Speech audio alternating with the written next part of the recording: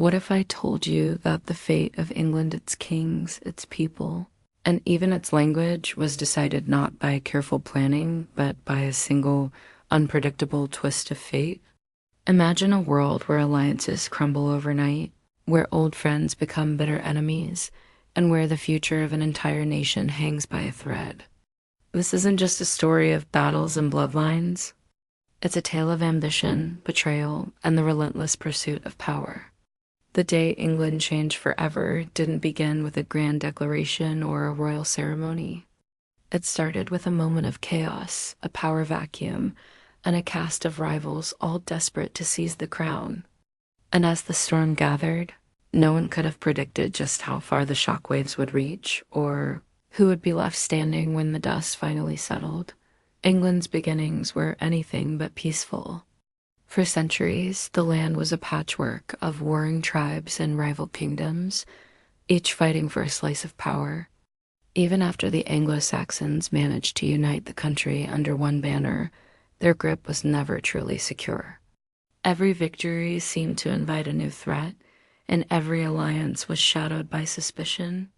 The scars of conquest ran deep, and the memory of foreign invaders, Vikings, Danes, and others never faded. England was a nation forged in conflict, always looking over its shoulder, never certain when the next storm would break. And across the sea, new dangers were quietly gathering strength. Normandy's story began with a twist that few could have predicted. In the early 900s, Viking raiders terrorized the coasts of France, striking fear into the heart of every village they passed. But instead of endless war, a bold deal was struck. The French king handed over a vast stretch of land to the Viking leader Rollo, hoping to buy peace. What happened next was almost unbelievable. The Vikings settled, adopted the French language, and transformed themselves into the Normans. They built castles, forged alliances, and soon became some of the most powerful players in Europe. The very invaders who once threatened France now stood as its protectors. And their ambitions were only just beginning. For a brief moment, England and Normandy were more than just neighbors, they were allies bound by blood. When the Anglo-Saxon king Ethelred II married Emma, the daughter of Normandy's duke, it seemed like a new era of cooperation had dawned. This alliance wasn't just symbolic. It offered real protection when England faced fresh waves of Viking attacks. The English royal family even found refuge in Normandy during their darkest days. But beneath the surface, old rivalries and shifting loyalties simmered. The friendship was fragile, held together by convenience rather than trust. As both sides grew stronger, it was only a matter of time before this uneasy partnership would be put to the ultimate test that everything changed the moment King Edward the Confessor died without leaving an heir. Suddenly, the English throne was up for grabs and chaos erupted across the land. 3 powerful men stepped forward, each convinced the crown was rightfully theirs.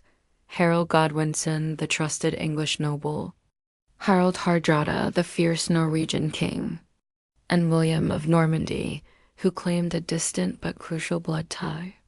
Promises made in secret, old alliances, and whispered deals all collided in a storm of ambition. With no clear successor, England became a prize that everyone wanted. And the stage was set for a showdown that would decide the nation's future dot as England scrambled to choose its next ruler. Disaster struck from 2 directions at once. Harald Hardrada's Norwegian armies stormed the north, forcing King Harold Godwinson to march his exhausted troops hundreds of miles to defend the realm. Barely had the English won a brutal victory at Stamford Bridge when news arrived that William of Normandy had landed on the southern coast. The battered English forces had no time to rest or regroup. With enemies closing in from both sides, the kingdom was stretched to its breaking point. Timing, luck, and sheer exhaustion would now play a bigger role than any strategy, leaving England dangerously exposed. The Battle of Hastings erupted in a frenzy of chaos and uncertainty. William's forces, fresh and determined, faced Harold's weary army on the slopes of Senlac Hill. At first, the English shield wall held strong, repelling wave after wave of Norman attacks. But then, in a moment that nearly changed everything, William was thrown from his horse and rumored to be dead. Panic rippled through his ranks until he rose, rallying his men and turning retreat into a cunning trap. As the English broke formation to pursue, the Normans struck back with brutal force.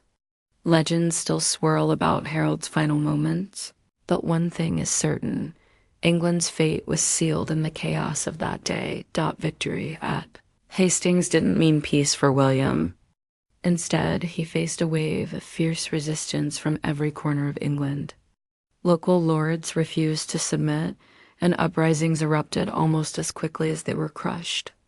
William responded with ruthless determination, launching campaigns like the infamous Harrying of the North, where entire regions were laid to waste to break the spirit of rebellion. Even the sons of the fallen King Harold tried to reclaim their father's throne, but each attempt was met with overwhelming force. Some historians argue these brutal tactics were necessary to secure control, while others see them as unforgivable acts that scarred England for generations. The Norman Conquest didn't just change who sat on the throne, it transformed England from the ground up. French words flooded the language, new laws reshaped society, and castles rose across the countryside as symbols of foreign power. Even today, debates rage about William's legacy. Some researchers point to DNA evidence suggesting the Normans left a deeper mark than once believed, while others argue the conquest was more about politics than blood. Was William a visionary leader or a ruthless invader? Did England's destiny always lie in foreign hands, or did one man's ambition rewrite the story of a nation? The echoes of 1066 still shape England's identity centuries later.